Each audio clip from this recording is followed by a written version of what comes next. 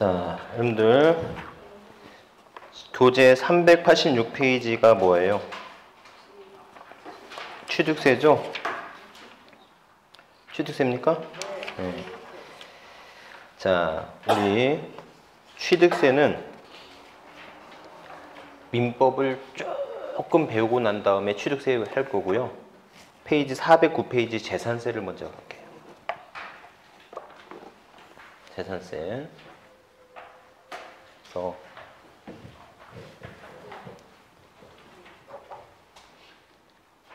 취득세는 취득이라고 하는 개념을 알아야 되는데 취득이 뭘까요? 취득이 뭐예요? 네? 취득이 뭐냐는 거죠. 갖게 되는 거. 이런 취득이 뭐냐고 묻는다면 취득도 민법의 용어입니다. 이게. 그래서 권리 변동을 배워야 돼요. 발생, 변경, 소멸 이걸 먼저 배우고 우리가 취득세를 배우는 게 좋겠다. 그래서 그런 권리 변동이 뭔지 이걸 조금 안 다음에 취득세를 배우면 좀 더 좋아지기 때문에 그거 필요 없는 재산세부터 공부를 하면 되겠어요. 아셨죠? 재산세도 여러분들 시험 문제가 한 3-4문제 나옵니다. 매년. 자, 재산세 의의 볼게요. 재산세 의의 409페이지예요. 409페이지 보시면 재산세는 과세 기준을 현재 시군 내에 소지하는 토지 건물 주택 선박 항공기를 과세 대상으로 하여 물건 소재지에 관한 시장 군수에게 보유하는 거다라고 돼 있어요. 자, 거기 재산세 특징을 보시면 6월 1일에 소유자에게 정기적 반복적으로 하자는 보유세고요. 물세입니다. 그래서 재산세 납세지는 어디겠어요? 물건 소재지겠습니까? 주소지겠습니까? 물건 소재지겠지. 물세니까. 오케이? 응익과세고요. 응익과세에다가 별표 좀 해주세요. 보통 징수 방법이고요. 판매당 2,000원 미만일 때는 징수하지 않는 무슨 제도가 있다? 소액 징수 면제 제도가 있고요. 물납 및 분납 제도를 인정하고 있죠. 근데 아까 기억나세요? 물납 인정되는 조세, 국세 중에 상속세, 지방세 중에 재산세 있죠. 자, 여기서 409페이지에서 중요한 거 여러분들 지방세는요 특별시, 광역시가 있고 도가 있죠. 그래서 다시 보시면 특광시세와 구세로 나눌 수 있고 도에서 부과하는 것은 대표적으로 도세와 시군세로 나눌 수 있단 말이에요. 그러니까는 지방자치단체 그러잖아요. 지방자치단체는 크게 광역자치단체와 기초자치단체로 나눌 수 있단 말이에요. 그래서 지방세는 광역지자체가 부과한 세금이 있고 기초지자체가 부과한 세금이 있어요. 그래서 자, 아직 안 배웠지만 여러분들 우리는 취득세라는 세금은 광역자치단체장이 부과한 세금이에요. 특별시, 광역시, 도세입니다. 이렇게. 오케이? 입에서 등록면허세는요.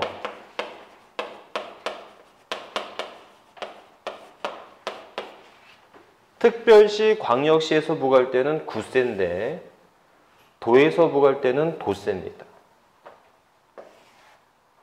여기 차이가 있습니다. 오케이? 입에서 자, 우리가 지금 배우려고 하는 재산세는 시군 구세가 되는 거예요. 오케이? 자, 여러분들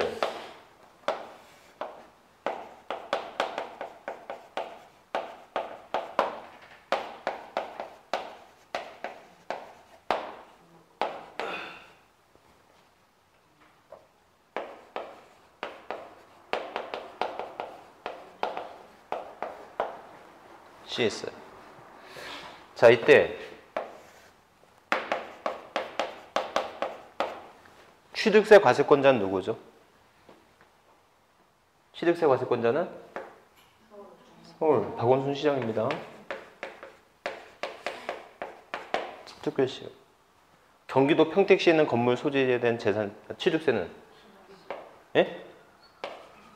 경기 도지사가 부과하는 세금이랍니다. 무슨 말인지 아셨죠? 이 입에서 등록 면허세는요? 등록 면세는 여기서는 종로 구청장에 대해요. 하지만 경기도 평택시에 있는 물건에 대한 등록 면세는 경기도가 되는 거예요. 이해하셨죠? 재산세는 어떻게 되죠? 재산세는 종로구가 되는 거고 여기서는 평택시가 되는 거죠. 아셨죠?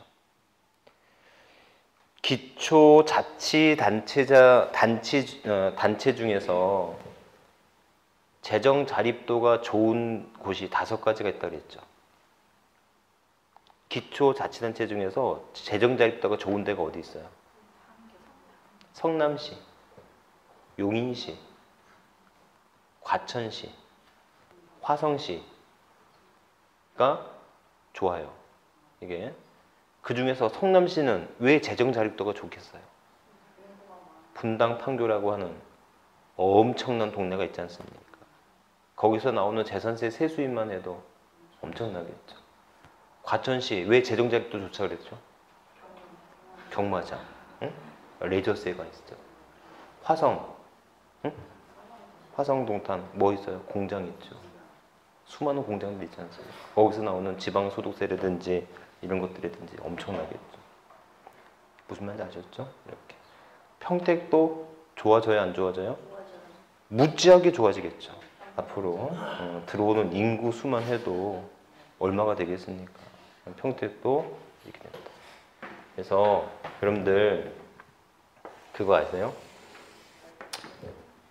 부동산 경기도 한참 좋았다가 한참 떨어졌다가 그러잖아요. 분명히 이게 좀 더 급격하느냐 빠르느냐의 문제가 있겠지만 공인중개사가 돈 벌어야 되는 시점이 언제라고요?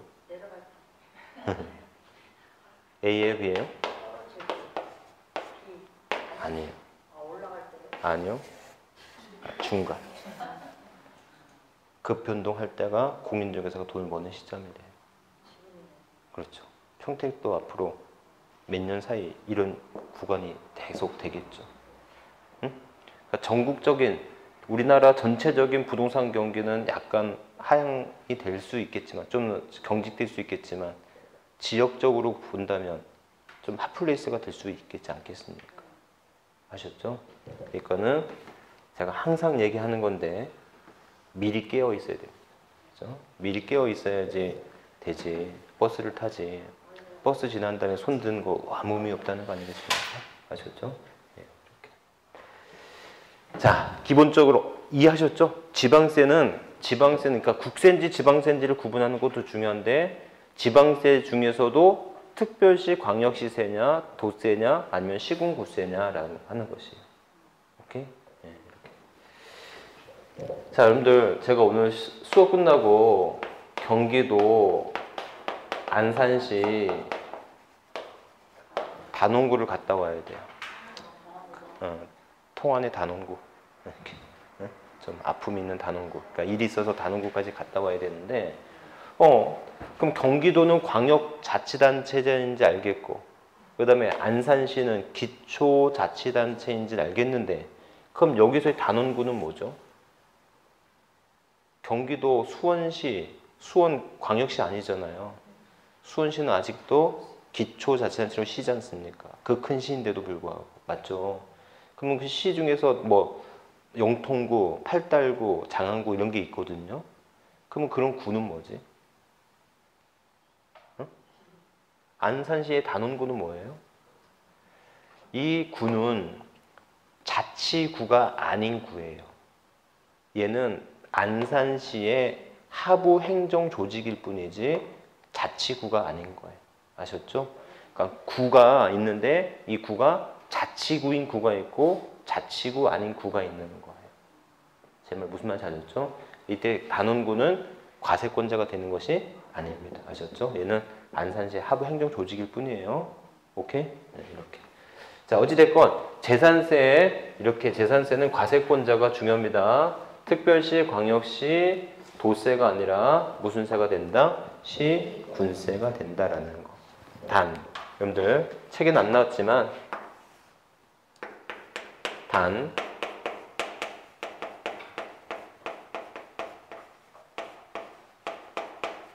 특별시 내에서는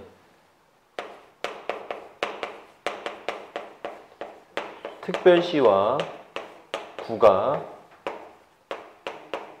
공동과세합니다.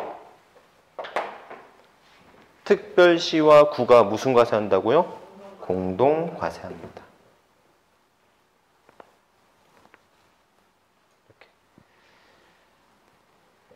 이거는 뭐냐면 여러분들 서울특별시에는 수개의 구가 있지 않습니까? 그 중에서 메이저 3개구 있죠. 강남, 서초, 송파. 여기서 나오는 재산세 세수익과 중랑구에서 나오는 세수, 동대문구에서 나오는 재산세 세수입이 같겠어요? 다르겠어요? 엄청난 차이가 있지 않겠습니까? 그렇죠? 그러니까 똑같은 특별시지만 특별시 내에서도 빈부격차가 너무 크다는 말이죠. 그래서 특별시 내에서는 원래는 구세지만 특별시가 50%를 가져와요. 그 대신에 50%를 다시 특별시가 쓰는 게 아니라 다시 구에게 분배를 해주는데, 무슨 말인지 알겠죠? 그래서 재산세는 원래는 시군 구세야. 기초자치단체가 부과한 세금이지만 어디에서만큼은 특별시 내에서만큼은 무슨 과세하고 있다? 공동 과세하고 있다. 오케이? 다만 그 태생은 시군 구세이기 때문에 특별시로 가져간 세금은 특별시에서 쓸 수 없고 구에게 다시 분배해 주는데 뭐 노원구나 중랑구한테는 더 많은 배분을 해주게 되겠죠. 아셨죠? 여기. 그래서 그런 것이 된다. 자, 여러분들 제가 정말 중요하다고 생각되는 단어가 하나가 있다면 뭘 할 거냐면 저는 과세 요건이라는 단어를 중요시하거든요. 이 과세 요건이 뭐가 있다고 그랬죠? 과세 요건은 과세 대상. 도대체 재산세는 뭐를 과세하는 거야? 과세 대상이라는 표현이 있고, 두 번째 납세 의무자입니다. 누가 세금을 져야 될 거야? 누가 세금을 부담해야 되는 거야? 그러면 세 번째 과세표준 곱하기 세율. 이거 하면 우리는 이거를 산출세액이라 합니다. 다시 한번요. 여러분들 뭐 곱하기 뭐 하면? 과세표준 곱하기 세율 하면 이걸 뭐라고 한다고요? 산출세액이라고. 과세표준 곱하기 세율 하면 산출세액. 이렇게.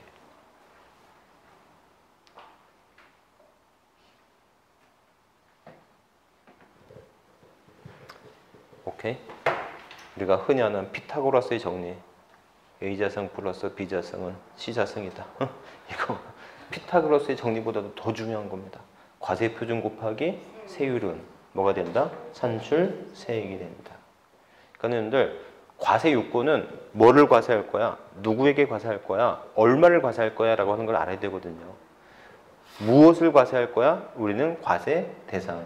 누구에게 과세할 거야? 납세 의무자. 얼마를 과세할 거야? 과세표준 앤드 세율. 오케이? 과표 곱하기 세율하면 이걸 뭐라고 한다? 산출세액이라고 한다는 거. 이해하셨죠? 이렇게. 그래서 이 정도의 개념들 기억하시면 됩니다. 자, 보세요. 이렇게. 그러면 자, 첫 번째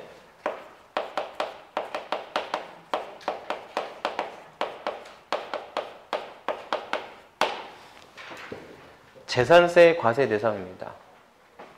재산세 과세 대상. 재산세는 뭐를 과세하는 거야? 재산이 뭐지? 재산이 뭐야? 재산은 토지, 건물, 주택, 선박과 항공기를 대상으로 하는 거예요. 아셨죠? 토지, 건물, 주택, 선박, 항공기다. 다시 한번. 그러니까 외울 것도 없어. 재산세 과세 대상 뭐라고요? 토지, 건물, 주택, 선박, 항공기다. 토지, 건물, 주택, 선박, 항공기. 우리 선생님, 재산 그러면 가장 먼저 생각나는 재산이 뭐가 있어요? 부동산 있죠. 토지, 건물, 주택 등이 가장 대표적 재산이겠죠. 그 다음에 재산으로 삼는 게 뭐죠? 자동차죠. 재산세인데 자동차가 안 들어가 있네? 토지, 건물, 주택, 선박, 항공기는 있어도 자동차는 재산세 대상이 아니네요. 맞죠? 왜 그럴까?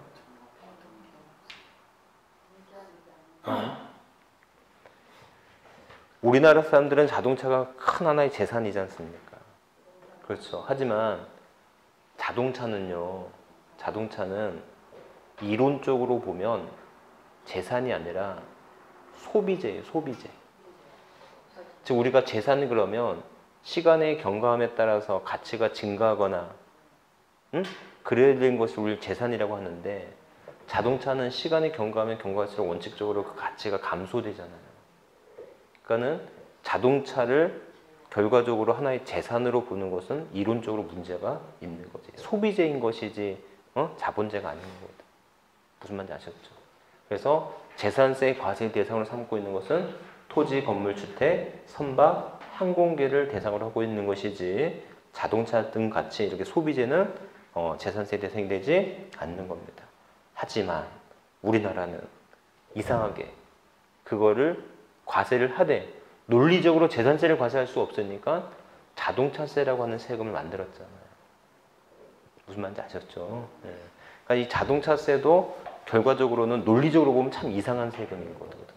우리가 기름 넣고 다니면서 유류세 같은 걸 다 부담을 하고 있음에도 불구하고 자동차세는 또 부담해야 되는 것은 논리적으로 좀 문제가 있다는 거죠. 아셨죠? 어찌됐건 재산세 과세 대상 뭐가 있어요? 토지, 건물, 주택, 선박, 항공기가 있다는 거예요. 아셨죠? 그런데 여러분들 아직 민법을 배우지 않아서 그렇지만 우리가 그러면 민법에서 부동산 그러면 뭐가 있죠? 민법에서의 부동산 개념은 토지와 그 지상 정착물이잖아요. 맞죠? 그런데 세법에서는 부동산이라고 하는 개념을 토지, 건물, 주택이거든요. 아니 그러면 주택은 토지와 건물이 아닌 거예요? 맞죠? 하지만 우리 세법에서는 이 주택이라고 하는 개념을 민법과는 조금 다르게 토지와 건물 아닌 부동산의 개념을 보고 있는 거예요. 그러니까 우리는 일반적인 상가 건물, 우리 상가 건물이잖아요. 이 상가 건물들을 평가할 때는 건물가액 따로, 토지가액 따로 재산세를 내야 되지만 만약에 이 건물이 주택이라고 한다면 건물과 토지를 합한 금액으로 해서 하나의 재산으로 해서 재산세를 부과하게 된다라는 거예요.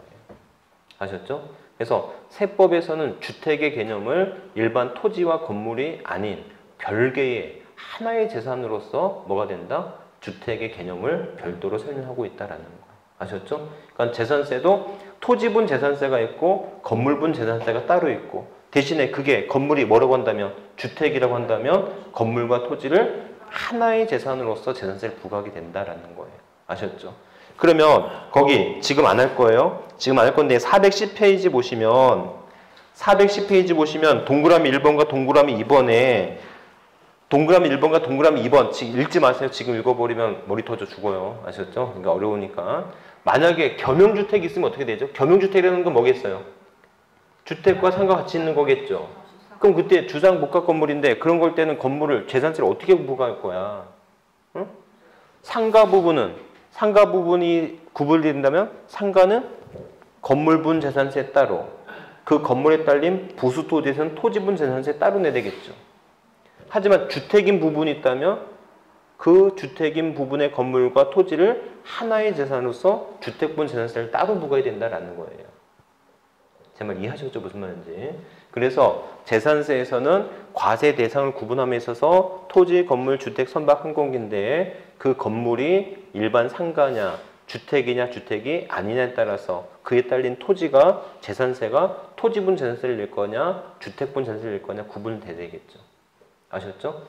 그에 따라서 상가로 볼 건지 건물로 볼 건지 토지로 볼 건지에 따라서 납기나 과표의 금액이 달라질 수 있기 때문에 세율이 달라질 수 있기 때문에 주택인지 아닌지를 구분해야 될 필요가 있다라는 거예요. 어찌됐건 재산세 과세 대상 뭐라고요? 토지, 건물, 주택, 선박, 항공기 그냥 거기까지. 자, 조금 더 넘어가서 페이지 413페이지 보시면 그러면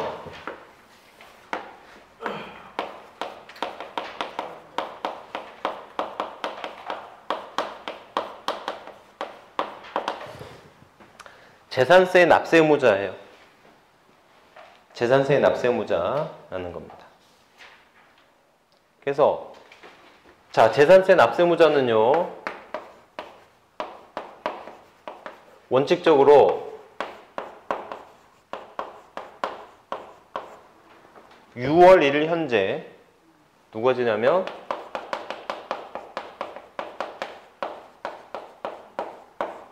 사실상 소유자가 집니다. 누가 진다고요? 6월 1일 현재 사실상 소유자가 져야 돼.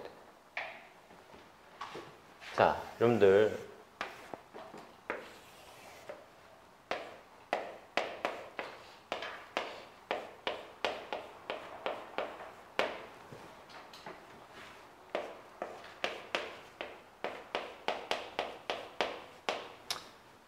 이때 누가 져야 되죠? 5월 30일 날 누가 납세금 져야 돼요? 5월 30일 날 A가 B한테 팔았어. 그럼 누가 져야 돼요? A. 잘 생각해봐요. B지. 왜요? 6월 1일 시점에 소유자는 B니까. 오케이? 자, 이거를 이렇게 바꿔볼까요? B가 C한테 다시 팔았어. 6월 3일날. 당연히 B죠. 6월 1일 날 갖고 있으니까. 생각해보면 B는 한 3일밖에 안 갖고 있었어. 그 해 3일밖에 안 갖고 있어도 납세는 누가 진다? B가 진다. 재산세는 항상 언제 시점이에요? 6월 1일 시점이다라는 거. 아셨죠? 제가 이걸 납세의무자를 설명했는데 한 몇 년 전이에요. 어떤 수강생분이 얼굴이 하얘지는 거야. 여자분이셨거든요. 그래서 왜 나중에 와서 하소연을 하는 거야. 자기가 계약하고 잔금을 한 6월 말 정도에 치르기로 했는데 매도자가 자기가 좀 급해서 그러니 여유가 되면은 잔금을 좀 빨리 좀 치러달라. 그렇게 해서 뭐 그냥 도와주는 셈 치고 잔금을 치렀는데 그날이 5월 30일이야. 응? 그러니까는 물론 재산세 나와봤자 뭐 얼마 안 나오겠죠. 그렇게 크게 뭐 인생을 좌지우지할 만큼의 재산세가 나오는 건 아니겠지만 당했다는 마음 때문에 마음이 상한 거지. 아셨죠? 그래서 기본적으로 언제다? 6월 1일 현재다. 보유기간이 몇 년인지 관계없어. 몇 개월인지 관계없어. 6월 1일 시점에서 판단하는 거. 아셨죠? 이렇게. 그래서 6월 1일 한다. 이때 사실상 소유자인데 여러분들 여기서 두 가지 문제가 있어요. 어떤 두 가지 문제가 있냐면 만약 공유라고 한다면 2분의 1씩 공유했어. 그러면 이때는 지분 권자가 각각 지는 거예요. 각각 지는 거예요. 재산세를 2분의 1씩 나눠서 지는 거라고. 각각이 납세의무자가 되었어. 그런데 여기서는 안 나왔지만 여기에 지분의 표시가 없다면 이거는 균등한 것으로 보는 겁니다. 이건 민법의 규정이 그래요. 민법일 때는 공유일 때는 지분의 표시를 하도록 되어 있고 지분의 표시가 없으면 균등한 것으로 추정하도록 되어 있습니다. 아셨죠? 민법. 그래서 여러분들 우리 중개사 공부를 보시면 민법, 개론, 공법, 중개사법, 등기법, 지적법, 세법 다 법이에요. 부동산학 개론을 빼면 다 법이잖아요. 그 법의 가장 근본이 되는 법이 무슨 법이에요? 민법. 모든 법은 민법에 이용해서 다 차용을 해온단 말이에요. 그러니까 민법을 잘해야 돼, 안 해야 돼요? 잘해야 됩니다. 민법을 잘하면 다른 법도 어느 정도 잘 따라오게 돼 있단 말이에요. 아셨죠? 이게. 이것도 역시 민법의 규정이란 말이에요. 이렇게 되는 것도. 자, 만약에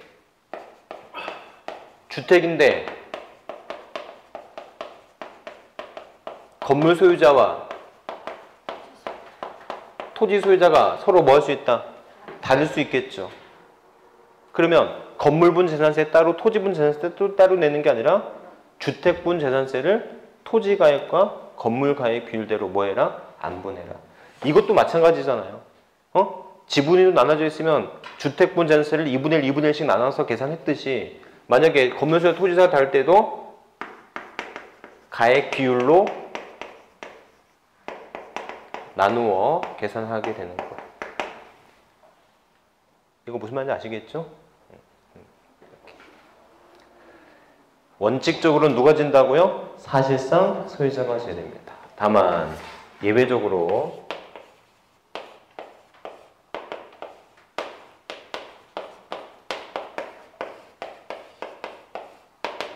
공부상 소유자가 져야 돼. 예외적으로 공부상 소유자가 져야 될 때가 있어요. 왜냐면 거기 보다시피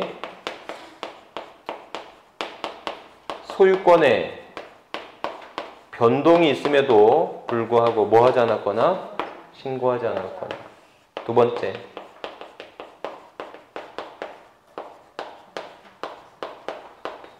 사실상의 종중의 토지임에도 불구하고 뭐 하지 않았어요? 신고하지 않았어요. 그럼 누가 지라고요? 공부상 소유자가 지라. 자, 이거 보세요. 여러분들 여기 볼게.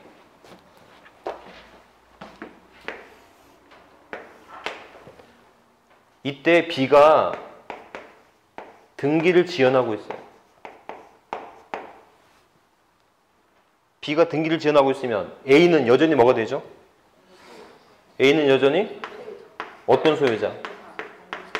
공부상 소유자고 B는 분명한 사실상 소유자가 되는 거 맞잖아요. 맞죠? 이게 이렇게 다를 수 있단 말이에요. 맞죠? B는 왜 등기를 안 하고 있을까? 세금? 안 내려고요. 6월 1일만 지나면 되잖아요. 그럼 여러분들이 세무공무원이라면 누구한테 부과하겠어요? B요? A요? 왜 A고 왜 B지? 즉 지금 분명한 것은 이렇게 사실상 소유자와 공부상 소유자가 서로 뭐하지 않을 수 있다. 일치하지 않을 수 있는 사실은 알겠죠. 진짜 사실상 종중토지인데 개인 명의로 돼 있는 토지들도 많이 있을 수 있지 않습니까? 누구한테 부과해야 돼? 왜요? 소리가 안 넘어서? 자, 조금만 더 나가서. 뭐라고? 지연해서 뭐 어떻게 돼서? 그래서 무슨 말인가 하면 다를 수 있는 것은 알겠죠.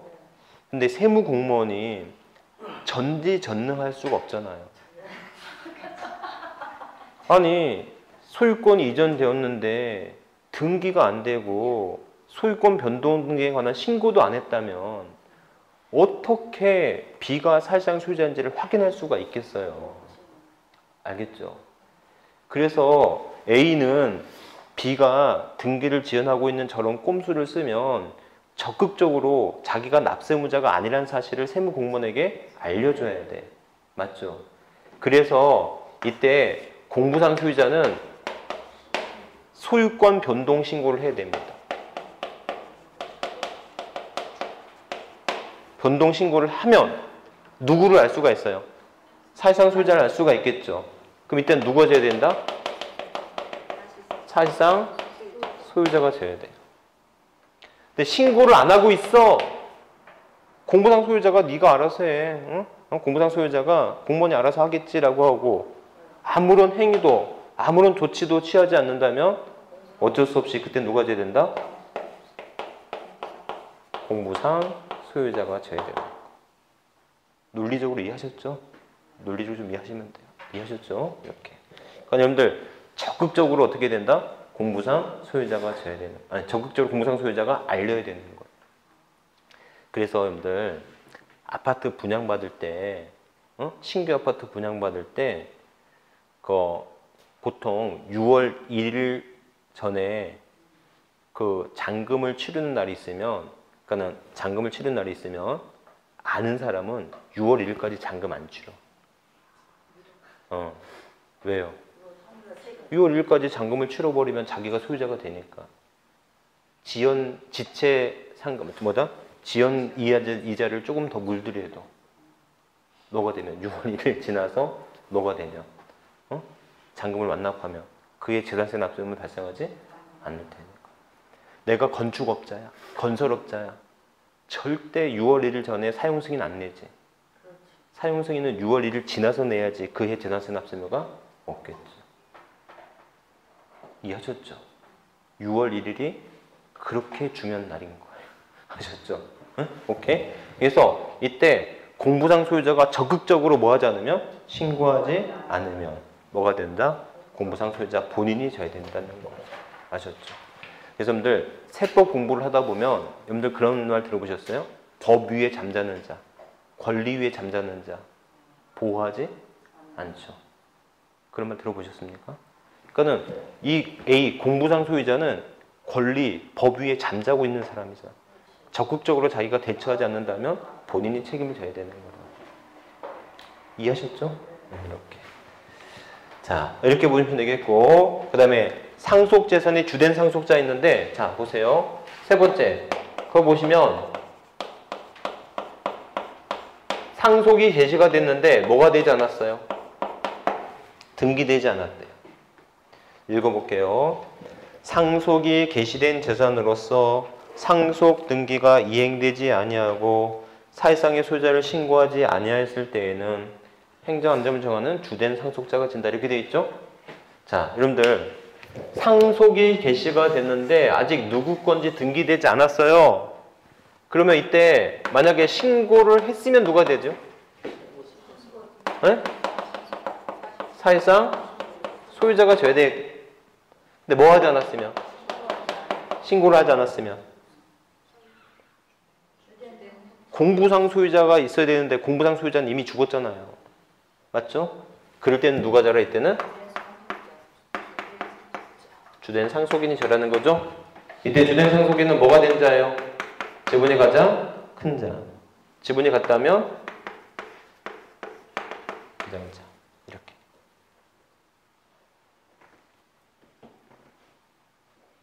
오케이?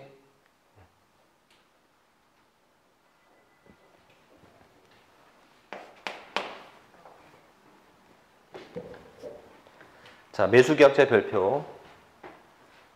매수계약자 별표.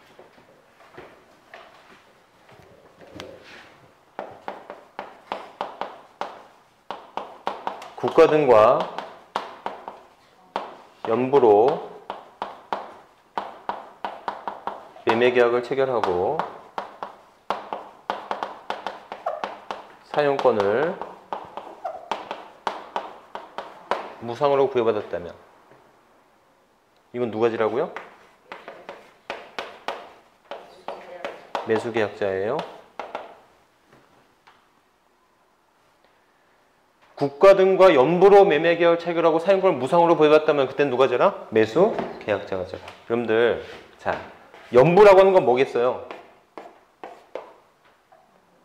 연부는, 할부는 뭐예요? 월부는 뭐예요? 월지급이죠.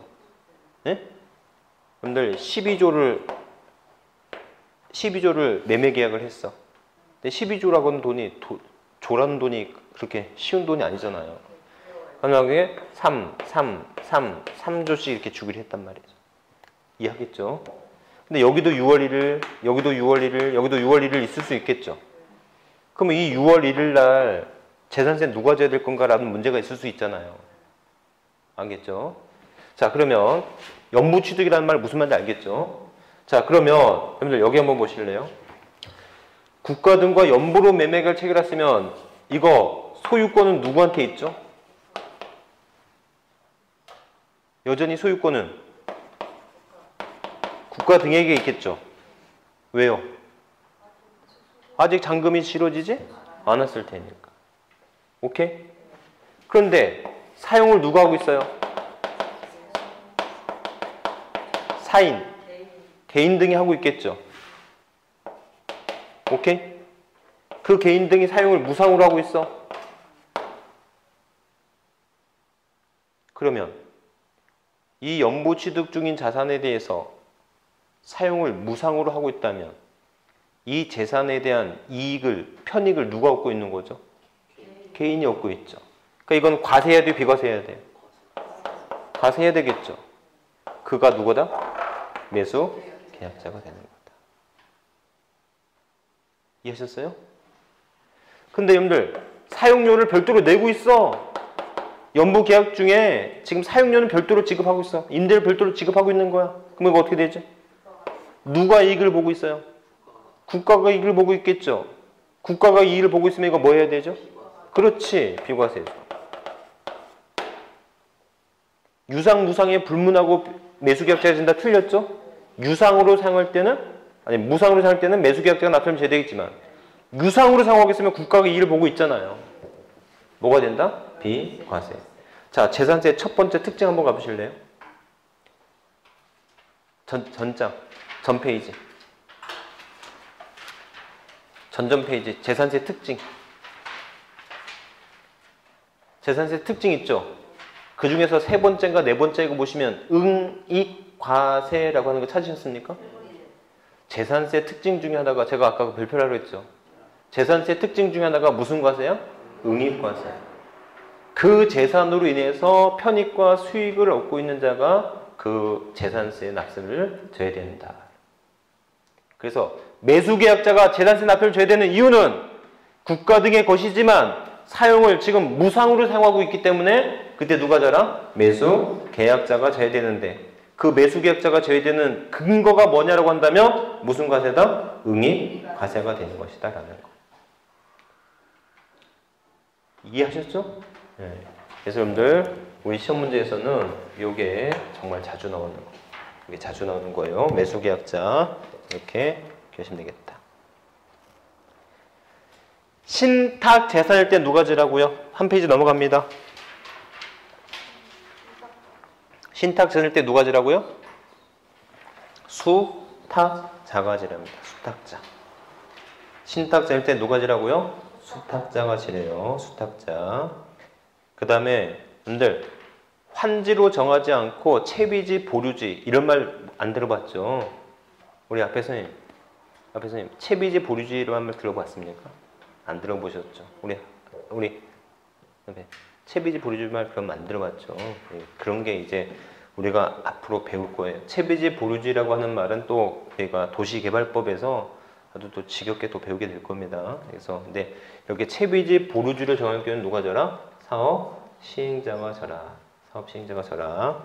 그 다음에 여러분들 자 마지막으로 소유권의 귀속이 불분명하대요.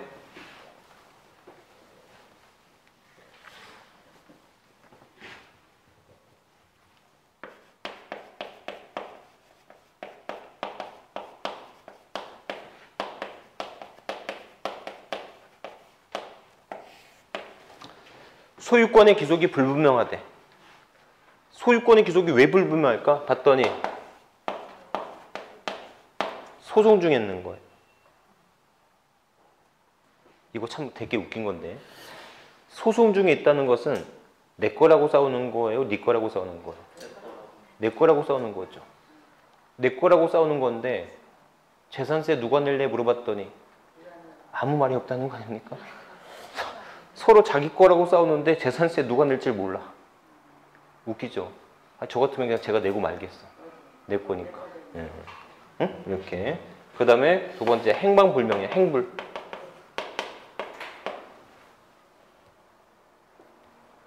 이럴 때 누가 내야 될까? 누구 건지 모르는 상태에서 누가 내야 되느냐? 재산세는 응능과세다, 응익과세다? 응익과세죠. 그러면 그로 인해서 이익을 얻고 있는 자가 누구겠어요? 사용자가 됩니다. 오케이? 네, 이렇게. 그래서 이 정도의 개념까지. 여러분들, 자, 우리 한번 해볼까요? 여러분들, 우리가 지금 재산세 배우고 있거든요. 재산세 과세 대상 뭐예요?